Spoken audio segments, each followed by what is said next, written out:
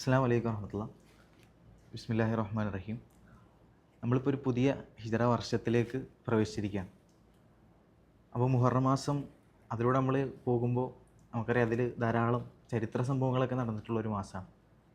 അതിൽ പ്രധാനപ്പെട്ടതാണ് മൂസ നബി അലൈഹി സ്വലാം അദ്ദേഹത്തിൻ്റെ വിമോചന യാത്ര ബനി ഇസ്രായേൽ വിമോചിപ്പിച്ച് കൊണ്ടുപോകുന്നതും, അതുപോലെ മുഹമ്മദ് നബി സല്ലല്ലാഹു അലൈഹി വസല്ലമയുടെ ഹിജറ അതിനുവേണ്ടിയുള്ള മുന്നൊരുക്കങ്ങൾ കാര്യങ്ങളൊക്കെ നടന്നിട്ടുള്ളൊരു മാസമാണ്.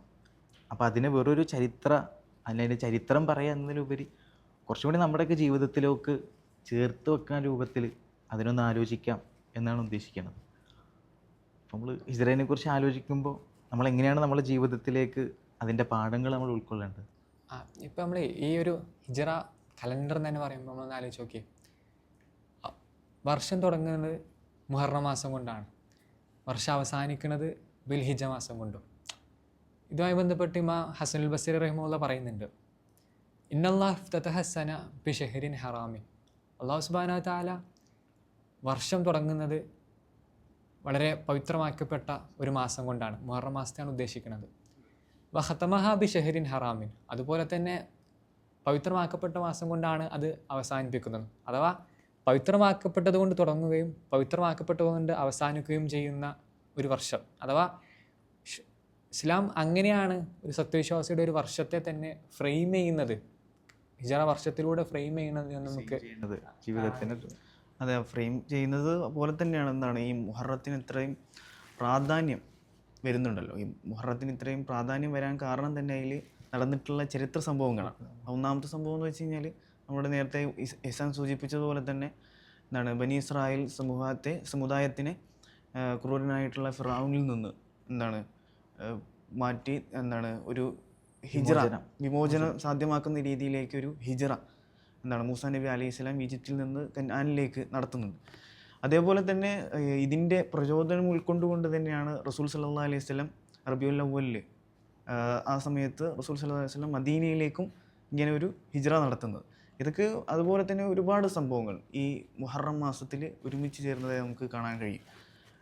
അതിൻ്റെ ഈ മുഹറം അല്ലെങ്കിൽ ഹിജറയെ നമ്മൾ ആലോചിക്കുമ്പോൾ അതിൻ്റെ കോൺസെപ്റ്റ് നമ്മൾ ആലോചിക്കുമ്പോൾ ഇപ്പോൾ പുതിയ കാലത്തൊക്കെ നമുക്കറിയാം ഹിജറ നാട് വിട്ടു പോകുക അല്ലെങ്കിൽ മൈഗ്രേഷൻ എന്നൊക്കെ നമ്മൾ മനസ്സിലാലോചിക്കുമ്പോൾ മനസ്സിലേക്ക് വരാം.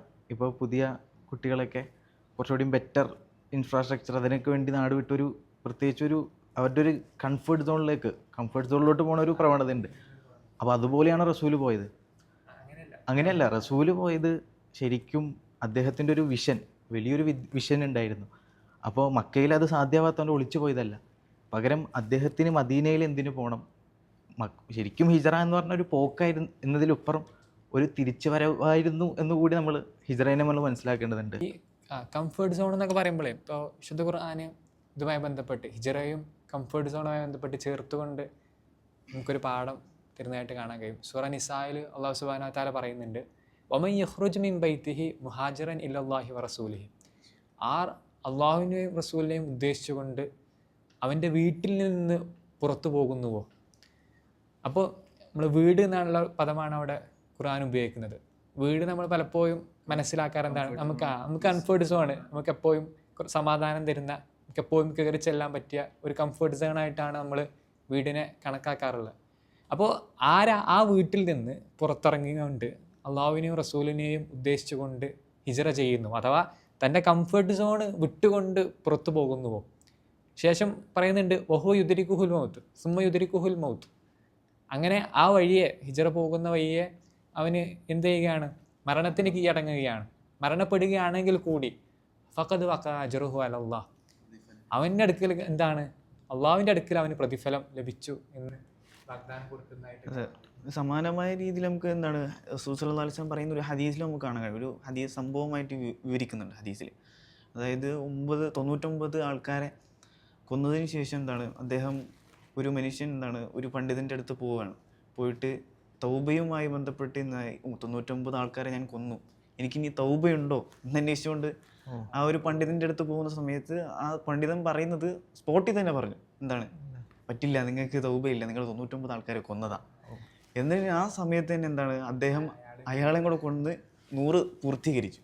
അങ്ങനെ പൂർത്തീകരിച്ച് എന്താണ് ശേഷം വേറൊരു പണ്ഡിതൻ്റെ അടുത്ത് പോകുന്നുണ്ട്. ആ പണ്ഡിതൻ്റെ അടുത്ത് പോകുന്ന സമയത്ത് എന്താണ്, നിങ്ങൾക്ക് ഒരു സ്ഥലമുണ്ട്, അവിടെ കുറച്ച് ഇങ്ങനെ ആരാധനാ കർമ്മങ്ങളൊക്കെ അനുഷ്ഠിക്കുന്ന ഒരു കൂട്ടം ആൾക്കാരുണ്ട്, അവിടെ പോയിരിക്കുക, അവിടെ അവരോടൊപ്പം നിങ്ങൾ എന്താണ് ചേരുക എന്ന് പറഞ്ഞ് ഹിജ്റ ചെയ്യുക എന്ന് പറഞ്ഞ് കൊണ്ട് അദ്ദേഹത്തിന് ഉപദേശിച്ചു വിടുകയാണ്. ആ സമയത്ത് അദ്ദേഹം ഹിജ്റ പോകുന്ന വഴി മധ്യേ എന്താണ് അദ്ദേഹത്തിന് മരണം പിടികൂടുന്നു. മരണപ്പെടുന്ന സമയത്ത് എന്താണ് നന്മയുടെ മലക്കും അതുപോലെ തന്നെ ശിക്ഷയുടെ മലക്കുകളും വരുന്നു. അവർ തമ്മിൽ ഇദ്ദേഹത്തിൻ്റെ പേരിൽ എന്താണ് തർക്കിക്കുകയാണ്. ആരാണ് ഇദ്ദേഹത്തിൻ്റെ റൂഹിനെ പിടിച്ചുകൊണ്ട് പോവേണ്ടത്, നന്മയുടെ മലക്കാണോ അതുകൂടെ തിന്മയുടെ. അപ്പോൾ അള്ളാഹു സുബ്ഹാനഹു വ തആല അവിടെ ഒരു ഉപാധി വെക്കുന്നത് വെച്ച് കഴിഞ്ഞാൽ അദ്ദേഹത്തിൻ്റെ ഹിജ്റ ചെയ്ത അല്ലെങ്കിൽ നന്മയിലേക്ക് പോകുന്ന എന്താണ് വഴിയാണോ കൂടുതൽ, അല്ലെങ്കിൽ നേരത്തെ അദ്ദേഹം നിന്നിരുന്ന വഴിയാണോ കൂടുതൽ ദൂരമുള്ളത് എന്ന് അദ്ദേഹം എന്താണ് നോക്കാൻ വേണ്ടി അള്ളാഹു സുബ്ഹാനഹു വ തആല പറയുന്ന സന്ദർഭത്തിൽ കൂടുതലായി അദ്ദേഹത്തിന് ഒരു ചാണ് എന്താണ് നന്മയിലേക്കുള്ള വഴിയിലാണ് അദ്ദേഹം കൂടുതലായി നിലനിൽക്കുന്നത്. അതിൻ്റെ ഒരു കാരണത്താൽ അല്ലെങ്കിൽ അദ്ദേഹം ആ ഒരു സൈ അല്ലെങ്കിൽ ഒരു എഫേർട്ട് എടുത്തതിൻ്റെ ആക്ഷൻ എടുത്തതിൻ്റെ ഒരു കാരണത്താൽ അദ്ദേഹത്തിന് എന്താണ് അള്ളാഹു സ്വർഗം നൽകി അനുഗ്രഹിക്കുന്നുണ്ട്. അതൊരു മൊത്തത്തിൽ നമ്മൾ ഖുറാനിലും ഹദീസിലും എങ്ങനെയാണ് ഹിജ്റ എന്നുള്ള പദം അല്ലെങ്കിൽ ഹിജ്റ ചെയ്യുന്ന ആൾ മുഹാജിർ എന്നുള്ളതൊക്കെ ഉപയോഗിച്ച് നോക്കുമ്പോൾ വിശുദ്ധ ഖുറാനിൽ തന്നെ ധാരാളം ആയത്തുകളിൽ ഇങ്ങനെ ഹിജ്റ ചെയ്യുന്നതുമായി ബന്ധപ്പെട്ട് മുഹാജിര്യങ്ങളുമായി ബന്ധപ്പെട്ടൊക്കെ വിശേഷണങ്ങൾ, അവരുടെ സ്വഭാവ സവിശേഷതകളൊക്കെ പറയുന്നതായിട്ട് കാണാൻ കഴിയും. അതിൽ തന്നെ ഇങ്ങനെ സൂറ നിസായിൽ തന്നെ ഇസ്ലാമികമായിട്ടൊരു രാഷ്ട്രം അഥവാ മക്കയിൽ ഇസ്ലാമിക ഒരു രാഷ്ട്രം ഉണ്ടായിട്ട് കൂടി അഥവാ അങ്ങനെ ഒരു രാഷ്ട്രം നിലവിൽ വന്നതിന് ശേഷവും ഭൗതികമായ മറ്റ് താല്പര്യങ്ങൾ കൊണ്ട് അവിടേക്ക് ഹിജ്റ ചെയ്യാത്തവരെ ആക്ഷേപിക്കുന്നതും അഥവാ അവരിലേക്ക് മലക്കുകൾ വരികയും അവരുടെ റൂഹ് പിടിക്കുകയും ചെയ്യുന്ന സന്ദർഭത്തൊക്കെ വിശുദ്ധ ഖുർആൻ അവിടെ പരാമർശിക്കുന്നുണ്ട്. ഹദീസുകളിലേക്ക് വരുമ്പോൾ മൊത്തത്തിൽ നമുക്കൊരു 4 രൂപത്തിലേക്ക് ഹദീസുകളെ നമുക്ക് ഇതാക്കാൻ കഴിയും. അതിൽ ഒന്നാമത്തേത് ഖുർആനിലൊക്കെ സൂചിപ്പിക്കുന്നത് പോലെ തന്നെയുള്ള ഹിജ്റ ചെയ്യുന്നതിൻ്റെ പ്രതിഫലങ്ങൾ, അവരുടെ പാപങ്ങൾ മായ്ക്കപ്പെടുകയും ചെയ്യും. അതുപോലെ ഹിജ്റ എന്നുള്ള പ്രവർത്തനം അതിന് സമമായി ഒന്നുമില്ല എന്ന് റസൂൽ സല്ലല്ലാഹു അലൈഹി വസല്ലം വിശേഷിപ്പിച്ചൊക്കെ ആയിട്ട് കാണാൻ കഴിയും. മറ്റൊന്ന് നമ്മൾ പറയുന്ന വൽ മുഹാജിറു മൻ ഹജറ മാ നഹല്ലാഹു അൻഹു, ഹിജ്റ ചെയ്യുന്നവൻ. മുഹാജിർ എന്നുള്ളത് എന്താണ്? മൻ ഹജറ മാ നഹല്ലാഹു അൻഹു, അല്ലാഹു സുബ്ഹാനഹു വ തആല വിലക്കിയ കാര്യങ്ങളിൽ നിന്ന് വിട്ടു നിൽക്കുന്നവനാണ് മുഹാജിർ എന്ന് റസൂൽ പറയുന്നുണ്ട്. മറ്റൊരു ഹദീസാണ് നമ്മൾ പലപ്പോഴും കേട്ട ഹദീസായിരിക്കും, ലാ ഹിജ്റത ബഅദൽ ഫത്ഹ്, എന്താണ് ഫത്ഹു മക്കയ്ക്ക് ശേഷം, മക്ക വിജയ ശേഷം ഇനി ഒരു ഹിജ്റയില്ല എന്ന് പറയുന്നത്. 4മത്തേത് അൽ ഹിജ്റത്തു ലാ തൻഖത്തു ഹത്താ തൻഖത്തിയ തൗബ, തൗബ നിലനിൽക്കുന്നിടത്തോളം കാലം എന്താണ് അവിടെ ഹിജ്റക്കും സ്കോപ്പ് ഉണ്ട്, ഹിജ്റയും നിലനിൽക്കും എന്ന് പറയുന്ന ഒരു ഹദീസ്. പക്ഷേ ഈ അവസാനത്തെ 2 ഹദീസ് ശരിക്കും ഏറ്റവും കോൺട്രഡിക്ഷൻ വന്നില്ല അതിൽ. അങ്ങനെ പണ്ഡിതന്മാരെ ചർച്ച ചെയ്തിട്ടുണ്ട്. കാരണം നമ്മൾ വെറുതെ ഒന്ന് ചിന്തിക്കുകയാണെങ്കിൽ കൂടി ആദ്യത്തെ ഹദീസിൽ പറയുന്നത് ലാ ഹിജ്റത ബഅദൽ ഫത്ഹ്, ഫത്ഹ് മക്കയ്ക്ക് ശേഷം ഹിജ്റയില്ല. എന്നാൽ 2മത്തെ ഹദീസിൽ പറയുന്നത് ലോകാവസാനം വരെ ഹിജ്റ ഉണ്ട്, തൗബ അവസാനിക്കുന്നത് വരെ ഹിജ്റ ഉണ്ട് എന്ന്. തൗബ എത്ര കാലം വരെ നിലനിൽക്കും?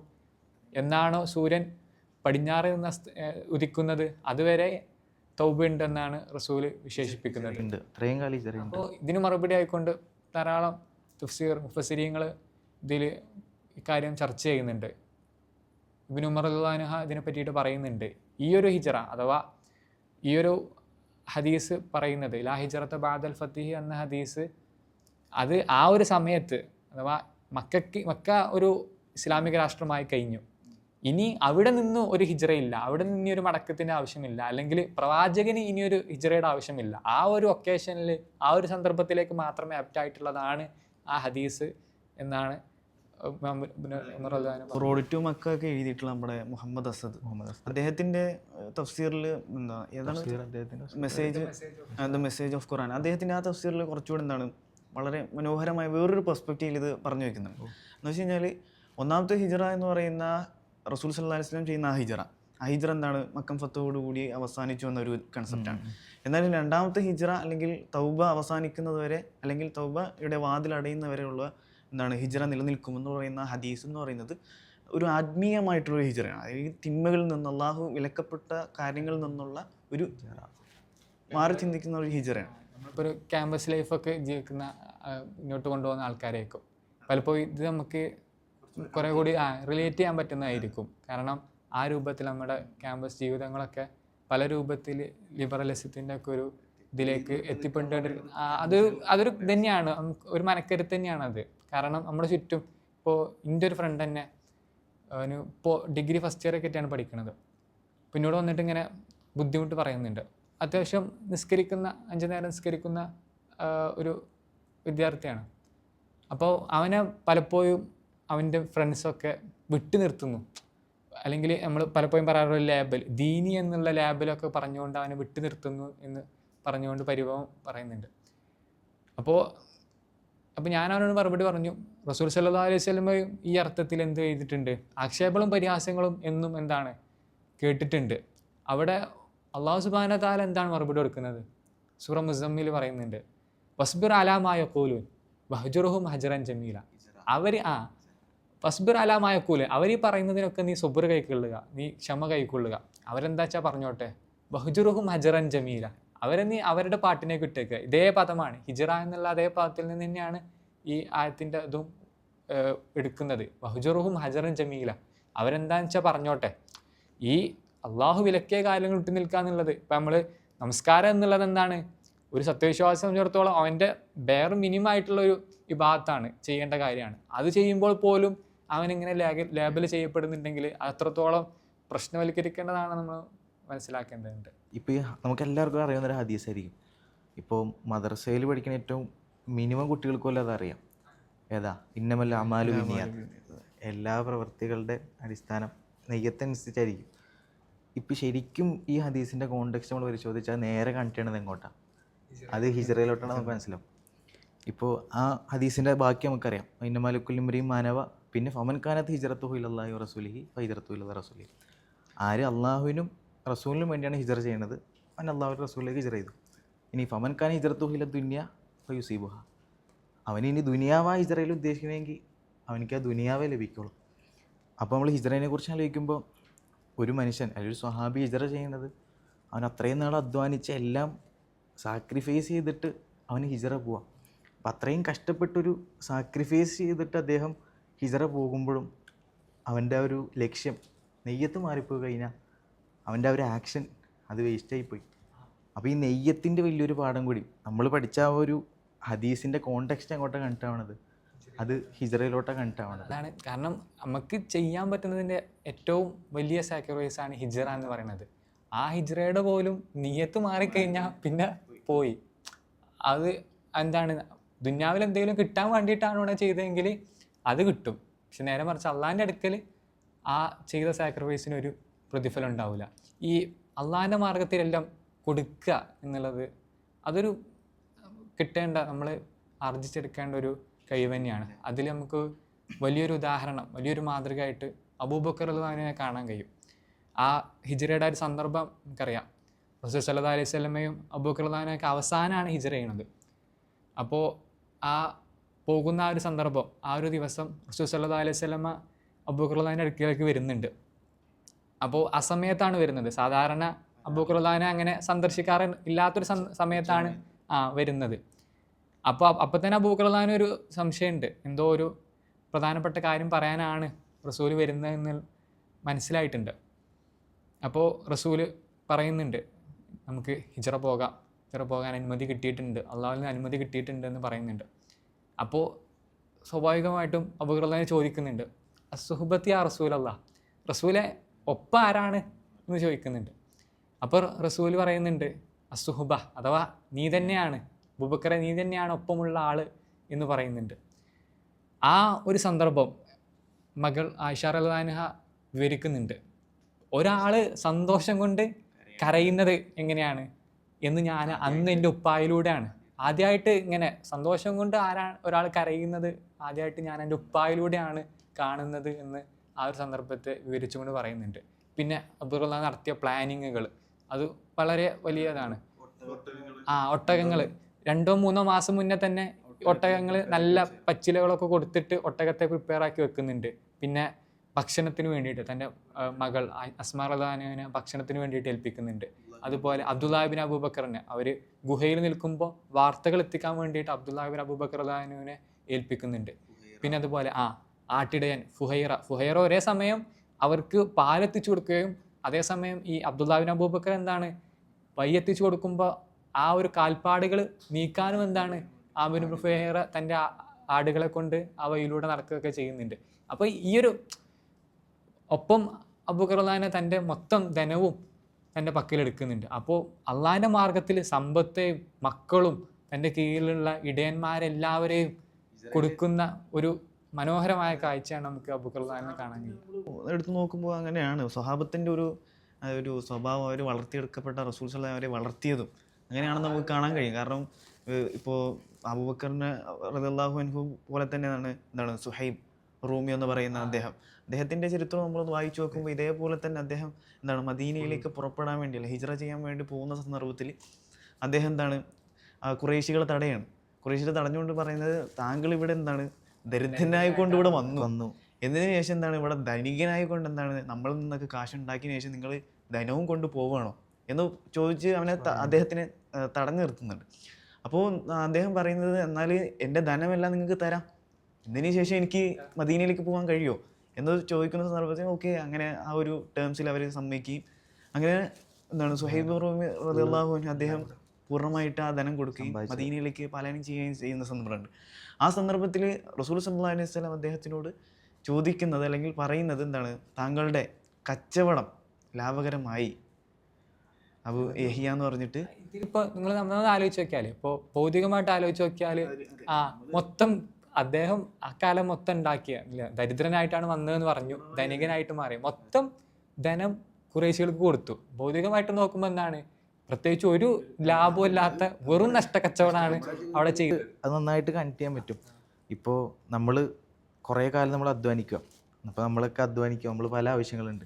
ചിലപ്പോൾ നമ്മളൊരു സ്ഥാപനം നമ്മളത് വളർത്തിയെടുക്കാൻ, അല്ലെങ്കിൽ നമ്മുടെ ഒരു പഠനം എഡ്യൂക്കേഷൻ മേഖലയിൽ തിളങ്ങാൻ നമ്മൾ നല്ല നല്ല ഗാഡ്ജറ്റ്സ് വാങ്ങിക്കും, നമ്മൾ ഐഫോൺ നല്ല വണ്ടി ഇതൊക്കെ വാങ്ങിക്കും. നമ്മൾ അതിന് വേണ്ടി കുറേ പണിയെടുത്ത് ഇതൊക്കെ നമ്മൾ റെഡിയാക്കി നമ്മൾ ലൈഫൊക്കെ ഒന്ന് ബിൽഡ് ചെയ്യുന്ന സമയത്തായിരിക്കും ഒരു റസൂലുള്ളാഹി സ്വല്ലല്ലാഹു അലൈഹി വസല്ലം പറയാം നിങ്ങളിതൊക്കെ ഒഴിവാക്കിയിട്ട് നിങ്ങൾ ഹിജ്റ പോകാൻ പറയുന്ന ഒരു സന്ദർഭം. അങ്ങനത്തെ അവസ്ഥയിലാണ് ഫുഹൈറ റളിയല്ലാഹു അൻഹു ആ ഒരു അവസ്ഥയിലാണ് ഞാൻ എല്ലാം കൊടുത്തു എന്ന് പറയുന്നത്. വന്നിട്ട് നമ്മൾ ഉണ്ടാക്കിയതൊക്കെയാണ് കൊടുക്കണം എന്ന് പറഞ്ഞാൽ നമ്മൾ ഒന്ന് അന്താളിക്കും. അവിടെയാണ് ഇപ്പോൾ ഈ സുഹൈബ് റൂമിയുടെ ഈ ഒരു കഥയ്ക്ക് ശേഷം ഇറങ്ങിയ ഒരായത്തായിട്ട് സൂറ ബഖറയിൽ ഇങ്ങനെ പറയുന്നുണ്ട്, ഒമിനൻ നാസി മൻ യശ്രി നഫ്സഹു ബിത്തിഗാ മർളാത്തില്ല.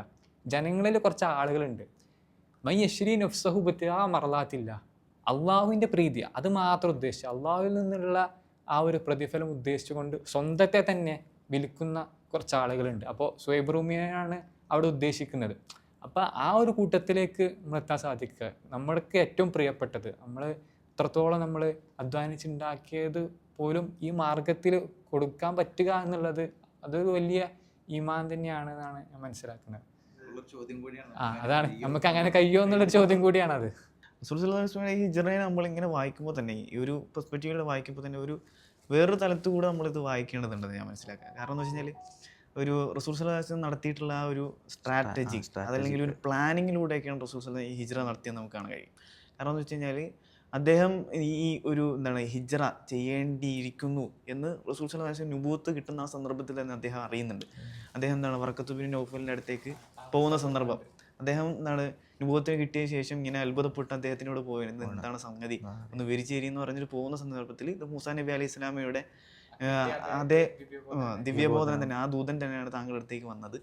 എന്നതിന് ശേഷം ഒരു കാര്യം കൂടെ അദ്ദേഹം പറഞ്ഞു വെക്കുന്നത് വെച്ച് കഴിഞ്ഞാൽ ഇതൊക്കെ മുന്നോട്ട് ഈ പ്രബോധനം ചെയ്തുകൊണ്ട് താങ്കൾ ഈ ജനത്തിനോടൊപ്പം മുന്നോട്ട് പോകുന്ന സന്ദർഭത്തിൽ എന്താണ് താങ്കൾക്ക് എന്താണ് ഈ ജനങ്ങളുടെ ഇടയിൽ താങ്കളുടെ ജനതയുടെ ഇടയിൽ നിന്ന് തന്നെ താങ്കൾ പുറത്താക്കുന്ന സന്ദർഭം വരും.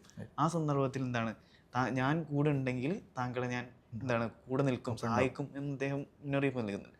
ഇതിൻ്റെ ഒരു സാഹചര്യത്തിൻ്റെ അതായത് റസൂൽ സല്ലല്ലാഹു അലൈഹി വസല്ലം ഇത് ഹിജ്റ ചെയ്യേണ്ടിയിരിക്കുന്നു എന്ന് തന്നെ നേരത്തെ തന്നെ മനസ്സിലാക്കിയിരുന്നു എന്ന് നമുക്ക് ഇതിൽ നിന്ന് മനസ്സിലാക്കാൻ സാധിക്കും.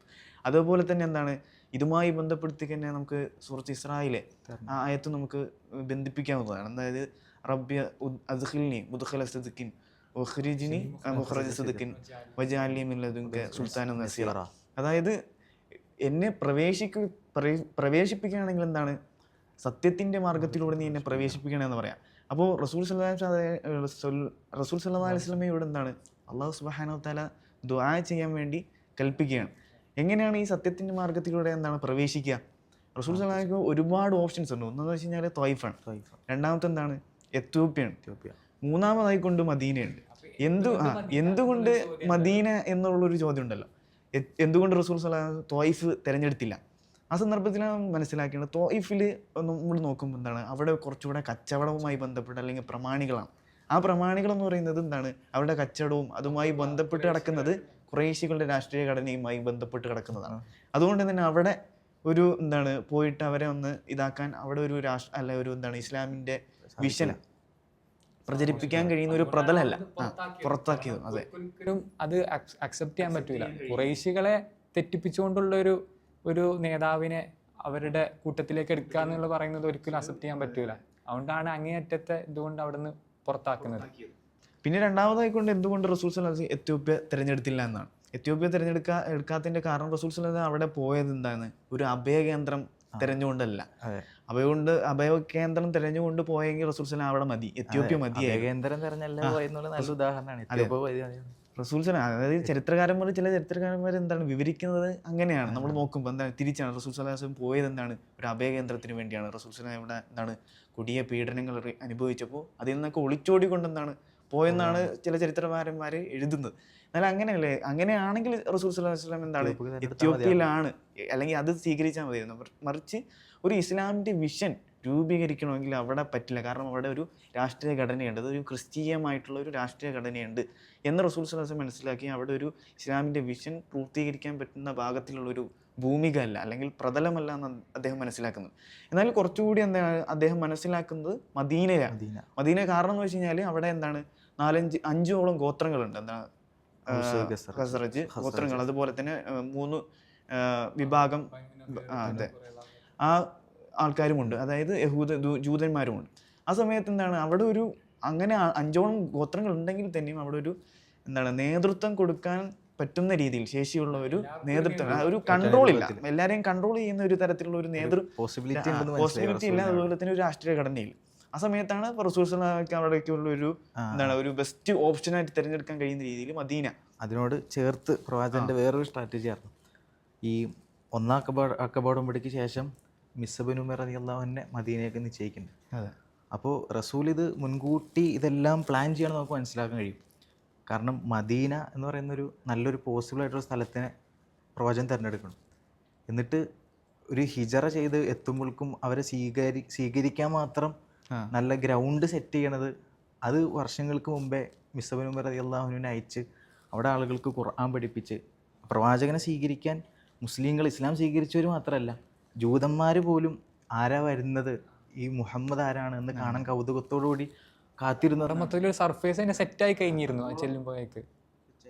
പിന്നെ നമ്മൾ ഈ പോകാനുള്ള വഴി തിരഞ്ഞെടുത്തത് അതിലും നമുക്ക് ആ ഒരു സ്ട്രാറ്റജി കാണാൻ കഴിയും. കാരണം സ്വാഭാവികമായിട്ടും മക്കയിൽ നിന്ന് മദീനയിലേക്ക് പോകുന്ന ഒരു വഴിയല്ല അവർ തിരഞ്ഞെടുക്കുന്നത്. അവിടെ എന്തുണ്ടാകും, ഖുറൈശികളുണ്ടാകും. കാരണം അവർ റസൂലിനെ പിടികൂടാൻ വേണ്ടിയിട്ട് കാത്തു നിൽക്കുകയാണ്.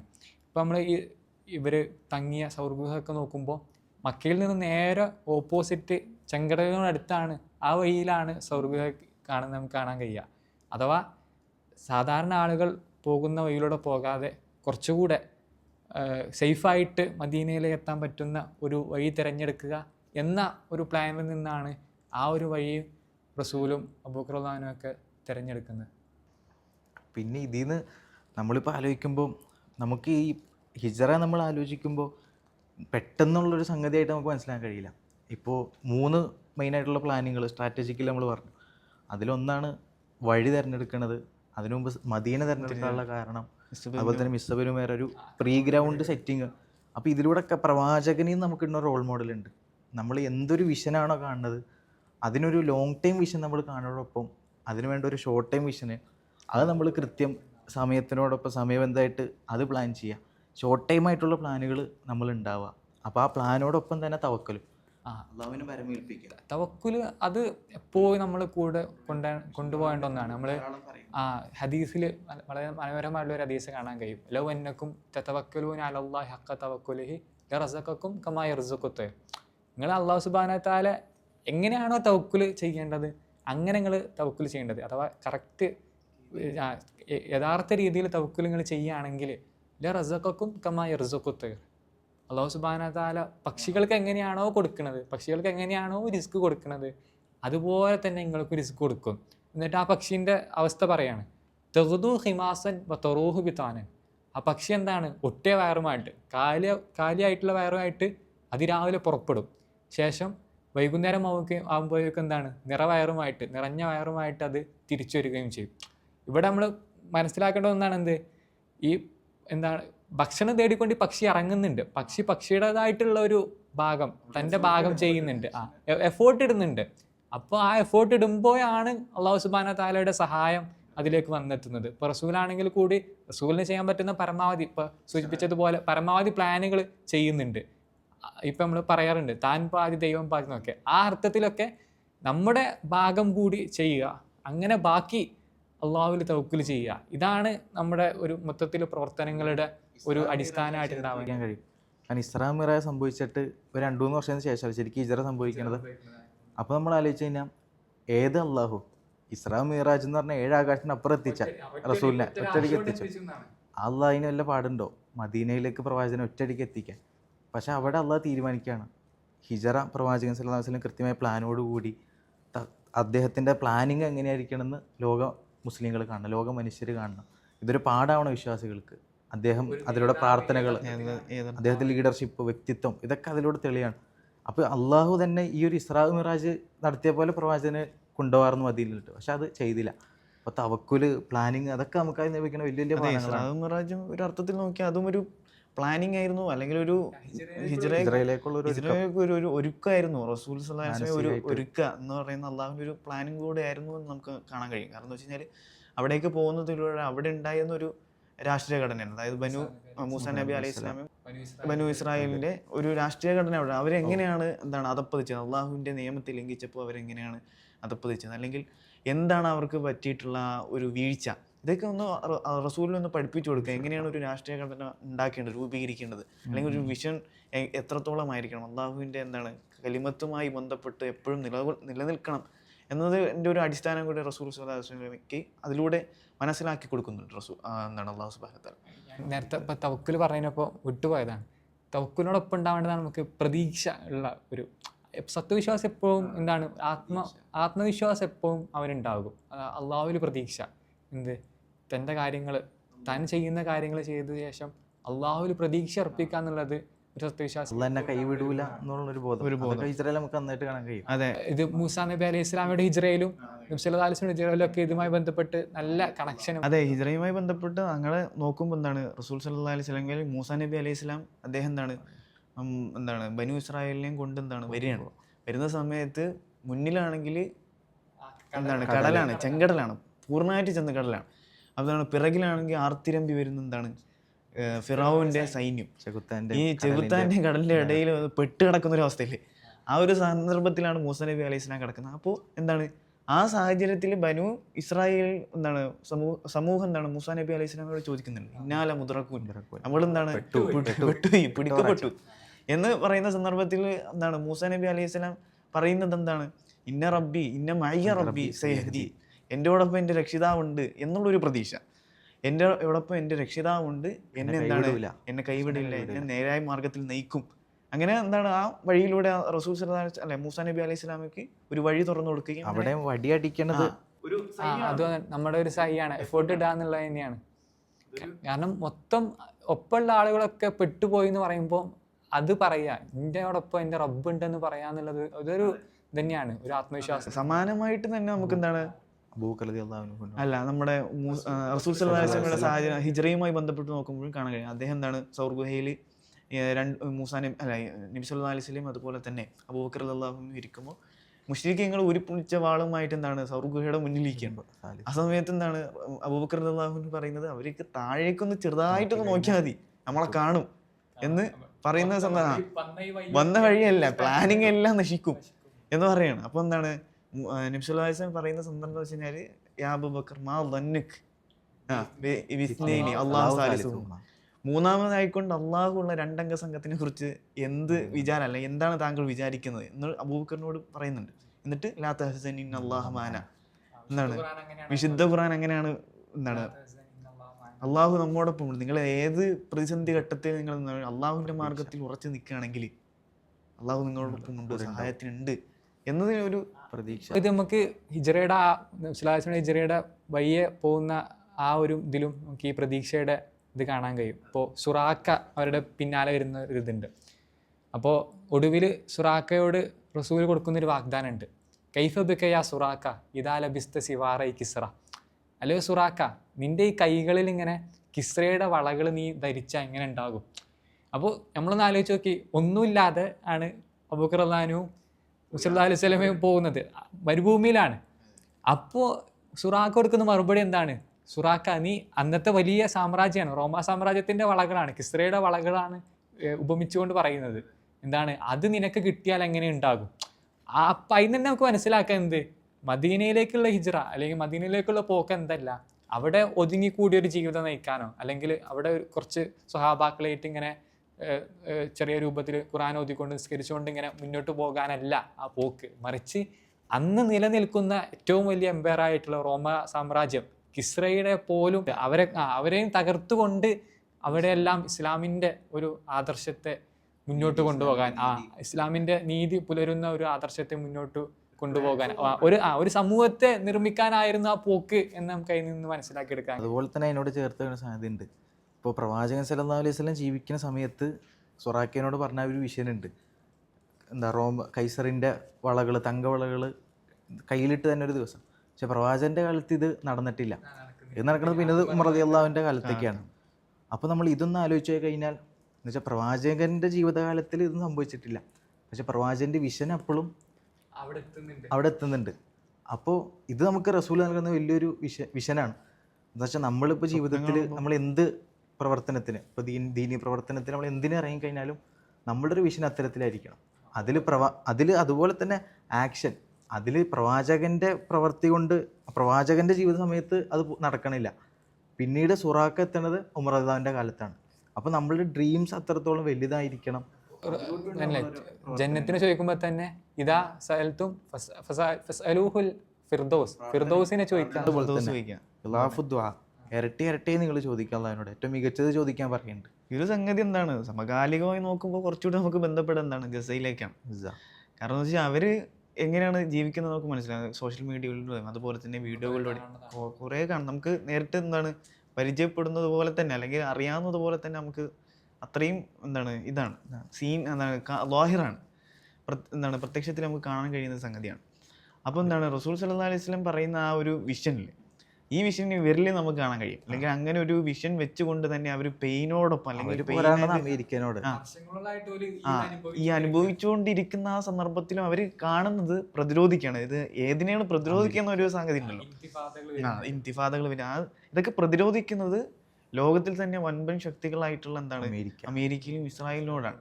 അപ്പോൾ അവരൊരു കാണുന്നത് വെച്ച് കഴിഞ്ഞാൽ ഈ ശക്തികൾ എത്ര ഉണ്ടെന്നല്ല, ഖുർആൻ ഇങ്ങനെ പറയുന്നുണ്ടല്ലോ, നിങ്ങൾ എത്ര ചെറു സംഘങ്ങളാണ് വലിയ സംഘങ്ങളെ പരാജയപ്പെടുത്തുന്ന അല്ലാഹു സുബ്ഹാനഹു വ തആല പറയുന്നത്. അതൊരു സമാനമായിട്ടുള്ള രീതിയാണ്. നിങ്ങൾ എത്ര പെയിൻ അനുഭവിച്ചു, ആ പെയിനോടൊപ്പം നിങ്ങൾ എത്രത്തോളം അള്ളാഹുവിനോട് തവക്കൽ ചെയ്യുന്നുണ്ട് എന്നുള്ള വിജയം നിങ്ങൾ എത്ര പ്രതീക്ഷിക്കുന്നു. അപ്പോൾ ഹിജറ നമുക്കറിയാം, ഇപ്പോൾ അത് ഏറ്റവും കൂടുതൽ നമുക്ക് ഫലസ്തീനിൽ പ്രകടമാണ്. ഹിജറയുടെ ഏറ്റവും വലിയ പാഠം വെച്ചാൽ നമ്മുടെ ഒരു ആക്ഷൻ, അതുപോലെ മായ്യത്തുള്ള എന്ന് പറയുന്ന സംഗതികളൊക്കെ ഇത് ഏറ്റവും പ്രകടമായിട്ട് നമുക്ക് ഗസയിൽ കാണാൻ കഴിയും. ലോകത്തെ ഏറ്റവും കൂടുതൽ ഹിജറ നടക്കുന്നത് എവിടെയാണെന്ന് ചോദിച്ചാൽ ലോകത്ത് അത് ഗസയിലാണ്. സമാനമായിട്ട് ലോകത്തിൻ്റെ പല ഭാഗങ്ങളിൽ, ഇപ്പോൾ ഇന്ത്യയിൽ നോക്കിക്കഴിഞ്ഞാലും ഹിജറ നടക്കുന്നുണ്ട്. പല വീടുകൾ ബുൾഡോസർ ചെയ്യപ്പെട്ട് പുറത്താക്കപ്പെടുന്നുണ്ട്. ചിലവർ രാജ്യത്തു നിന്ന് പുറത്ത് കടത്തപ്പെടുന്നുണ്ട്. അപ്പോൾ നമ്മൾ ഹിജറയെ കുറിച്ച് ആലോചിക്കുമ്പോൾ പ്രവാചകൻ്റെ കാലത്ത് മുഹാജിറുകൾ ഉണ്ടായിരുന്നതോടൊപ്പം തന്നെ അവിടെ വേറൊരു കൂട്ടം അൻസാറുകളുണ്ട്. അപ്പോൾ നമ്മൾ ആലോചിക്കണം അൻസാറുകൾ എവിടെ എന്നൊരു ചോദ്യം കൂടി അവിടെ വരുന്നുണ്ട്. കാരണം മുഹാജിരിങ്ങൾ പല രൂപത്തിൽ പലതരത്തിൽ ഇന്ന് ലോകത്തിൻ്റെ പല ഭാഗത്തും ഉണ്ട്. അവരൊക്കെ സഹായിക്കാൻ അല്ലെങ്കിൽ അവരോടൊക്കെ ഐക്യദാർഢ്യപ്പെടാൻ, അവരെ ചേർത്ത് നിർത്താൻ ഇന്ന് അൻസാരികളുണ്ടോ എന്ന ഒരു ചോദ്യം കൂടിയാണ് ഓരോ ഹിജറയും നമ്മോട് ചോദിക്കുന്നത്. അൻസാറുകൾ ആവുന്നുണ്ട് എന്നുള്ളൊരു ചോദ്യം നമ്മളോടുള്ള ചോദ്യങ്ങളാണ്.